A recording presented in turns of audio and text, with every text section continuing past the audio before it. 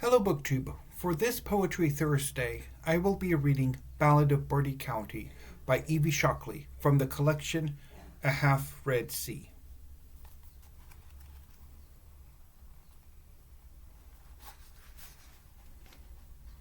Ballad of Bertie County. It was our hope to get there long before dark, but this part of Carolina had been dark for 200 years or more, dim lit by white flames of cotton on thin brown stalks.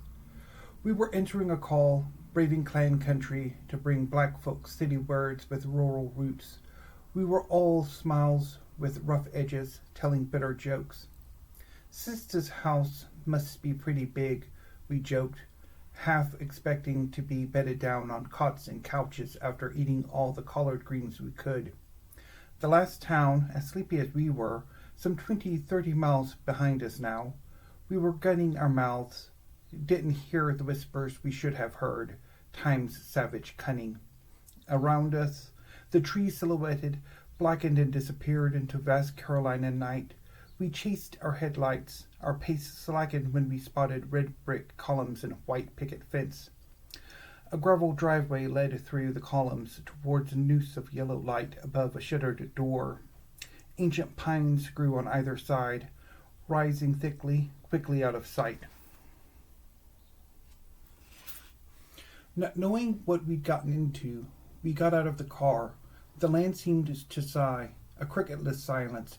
We still didn't foresee the plump white woman who greeted us. "Hi, you must be... Come in. Welcome. Farewell, welfare," we thought, and crossed the threshold inside. One glance told us the deal. Hell, it really was a big house. Memories in the flesh. No sign of Mammy anywhere. No woolly heads, no pickaninnies. No grinning boymen in any pictures. On any knick-knack shelves, our beds in innocent, menacing rooms.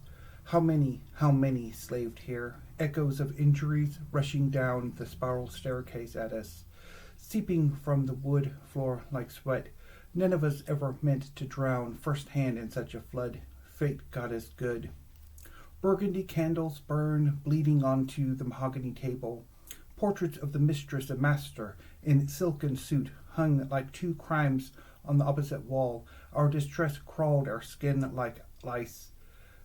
As our hostess's aunt and mother fished out story after story from their wineglasses, dripping their debutante drawls all over us, draping us in old glory. We were never alone together till she left us for the night in our three unholy rooms.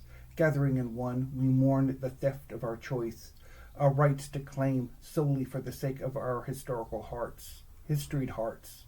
I never one of us drew a vial of oil from a pocket, anointed our heads, hands, feet. Evil's clever. Touch your windows and your door and lock it. There were 47 blacks enslaved here, she told us. I sat up with all the lights on till my eyelids drooped like tears. Fear dragged me through sleep, despite our rights.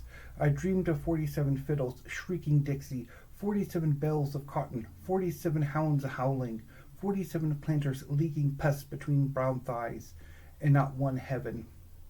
Morning, November's anemic sunlight swooned across the yard and beyond the desolate field. I sought sights to prove we weren't marooned in 1850, 1940, watched an elder warily wield a rake, inherited work he'd spent a lifetime doing, his payment a pittance, little more than slave wages, historic preservation, pastime for mother and aunt, livelihood for this man. Downstairs in the kitchen, we sipped coffee, waited on scrambled eggs. Through a second door, a room we hadn't seen last night. Off we went, drawing near the portrait that beckoned us. "Who's that?" we asked. "Says Harriet," they called her, Harriet Gatling. She was cook here after slavery, so... "Stand here," said Miss Lady one day.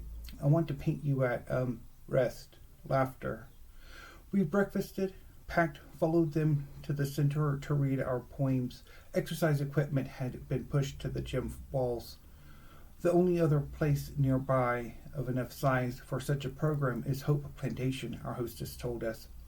Counting our blessings and our meager but warm black audience, We let our words unfold a map of farms and cities, migrations of the eager.